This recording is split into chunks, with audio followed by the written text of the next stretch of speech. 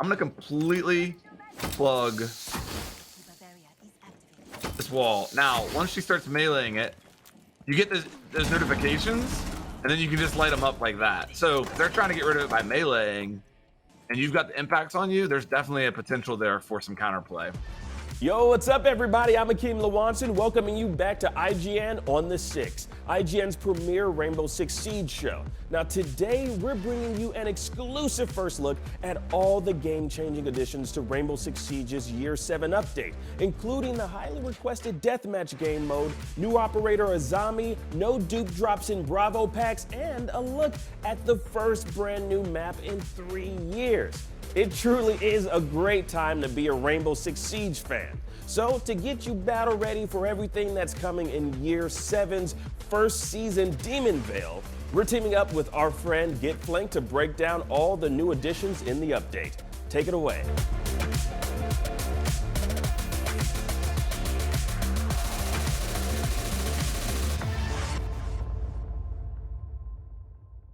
What's up, everybody? I'm GetFlanked. I'm a YouTuber, streamer, and content creator for Dark Zero Esports. Mostly make Rainbow Six Siege content. I've been pretty much addicted to this game for the past 6 years. All right, let's hop in and see everything coming with Year 7 Season 1 and how it plays. The fact that there's a new map coming at some point this season is huge news, and something that I think most of the Siege community is going to be really excited about. It's been 3 years since we've had a new map in the game. Anytime you get a new map, you get new ways to play the game, you get new lines of sight, you get new destruction to learn. It's like learning a new game, as intricate as the maps are in Siege. So the Irish Country Club seems like a really cool setting. Can't wait to see how it plays. I hope that we see some of the old map features of Siege return a little bit, maybe some exterior walls. They've kind of gone away with that with the newer maps. I think that they add an element of the game that's fun for both attackers and defenders. I kind of hope we see that return. What Deathmatch is going to bring to Siege is just a much more efficient way to learn the unique gun mechanics in the game, learn the maps, and to warm up.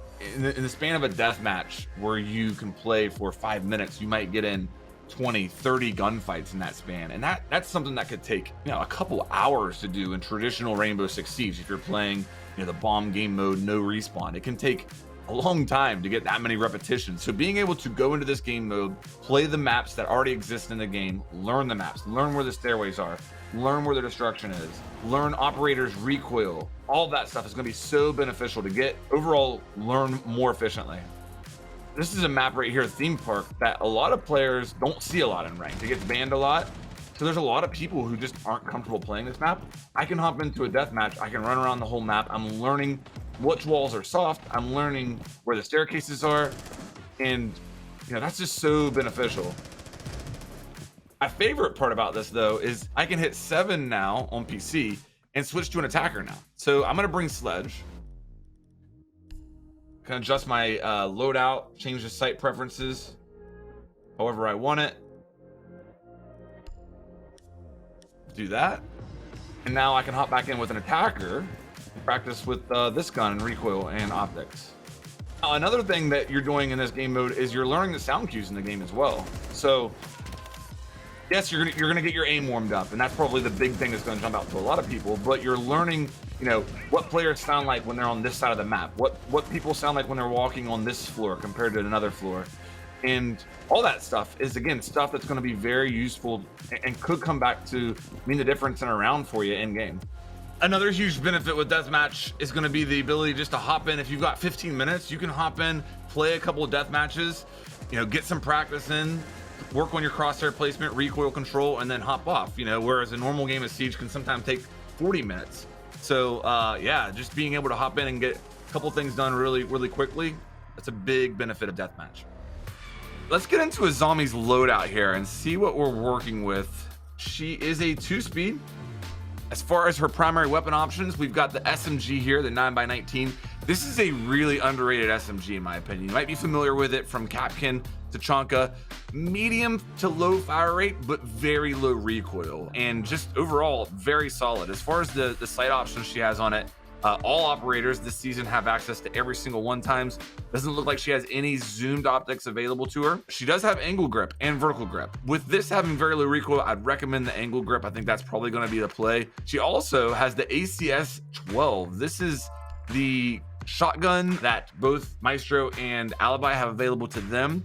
It's been buffed a couple different times over the last few seasons. Look at that, 69 damage. If you select this with her, you know, you can use it to reconstruct the site, make rotates for the teams. So 2 really solid options there as far as her primaries, and a real choice between them. It's going to be kind of 2 different play styles, I would say. As far as the secondary, she's got the Deagle available. That's one of the best pistols as far as site construction goes. You can create a lot of lines of sight. You can't create rotates necessarily with it, but the soft destruction is good. And then as far as her primary gadget, she has the Kiba Barrier. So long story short with this gadget is you can throw one of her kunais and it sends out like a foam almost that will cover an area and create like a bulletproof, impenetrable shield or barrier there. And it can be used to stop like a reinforced hatch being opened. So if you are under a hatch and Hibana opens it, you can throw one of the Kiba barriers up. It'll kind of spread out and close off that hatch, preventing any of the attackers from either shooting through it, seeing through it, or dropping through it unless they destroy it again on their end. For the more creative players out there, you're gonna see them have a lot of fun with this gadget. It's a new mechanic that we've never seen. A lot of people have been theory crafting about how something like this could work in the game, and it's great to finally see it come. And then as far as the gadget she has available, it's barbed wire or impacts. I think impacts makes the most sense. Again, with her gadget, you can kind of create a rotate, a line of sight with the impact, and then use her gadget to kind of cover half of it up. You know, kind of one-way lines of sight could be possible with that. So I would see most people gravitating towards that impact. All right, here we go. My first round as Azami. Okay, you're not coming in that door.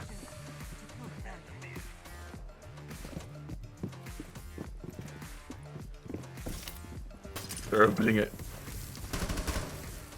Wow. Okay. Make them waste one more. It's eating up resources. Those Selma charges are really important. What happens if we... Ooh. So now I can play both sides of this? That's wild. The map is her playground, and she can manipulate it with her gadget to whatever she wants it to be. And that is a really cool feeling. Like, I'm blown away right now, honestly. All right, so they're opening the exterior wall now. I'm gonna let that go off, then try and plug. Ha, that's crazy. So there's still a little bit of a line of sight there, but they're not coming in that hole. Wow. Okay, they're going above. What? What? Okay. Oh, they're meleeing it. Oh. I threw another one. I've got one more. We're gonna plug it again. All right, I'm out. Let's go feast now. We denied him some time. It's already only a minute 40 left. This looks like from up here. Oh wow. That's really cool. I'm gonna use one of these, maybe 2 of them actually. I just want to completely block off this stairway.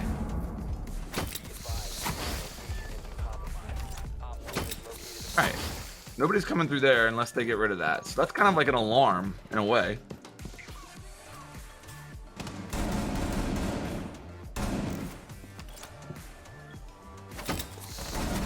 That may have just saved my life.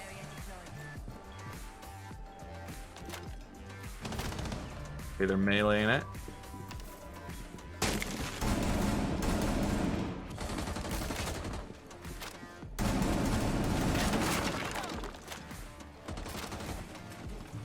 My stairs still safe? My stairs are still safe. That Maestro playing on those stairs, he knows nobody's coming from this way unless these get broken. That's really cool.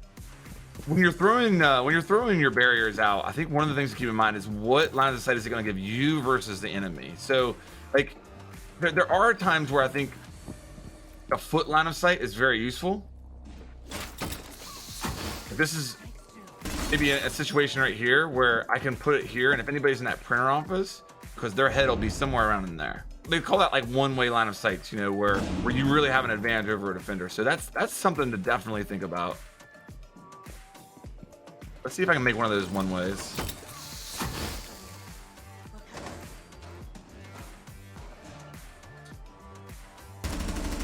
Okay, see how I can see her feet there. She probably could see me, but that's just not a normal place to look. So I want to set up something here and show you guys kind of a 400 IQ way that you could possibly use the barriers. I'm going to completely plug this wall. Now, once she starts meleeing it, you get those notifications, and then you can just light them up like that. So if they're trying to get rid of it by meleeing, and you've got the impacts on you, there's definitely a potential there for some counterplay.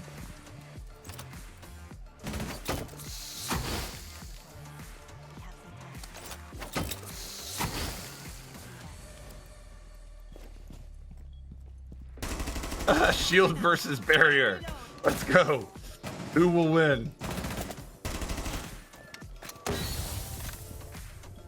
Actually, this could be wild.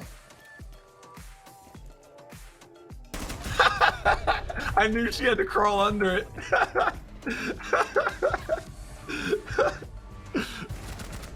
Oh, that's great.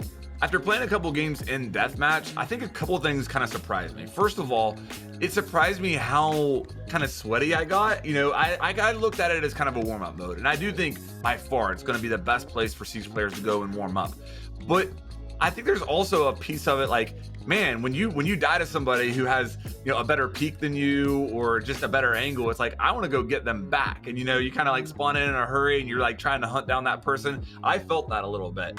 I think what really sticks out with me with Azami is that you have a ton of freedom to play her a lot of different ways. A lot of times, me playing her today, I was anchoring with her, and I think that's initially what kind of comes to the surface with her. Right? You can anchor, and then as the attackers are putting holes in your objective, you can sit there and kind of fix them and plug them up, and that's really cool. See, I could also see a lot of scenarios where you go offsite with her and roam a little bit. She's got a decent SMG to use there in that scenario. She's got the impacts to open up hatches to give her different routes around the map. And then if you find yourself in a situation where you need a little bit of cover from one way, you can throw out one of those barriers. It's bulletproof, and maybe play a position that you wouldn't normally be able to play with another operator. I think you'll see her be very popular from the get-go.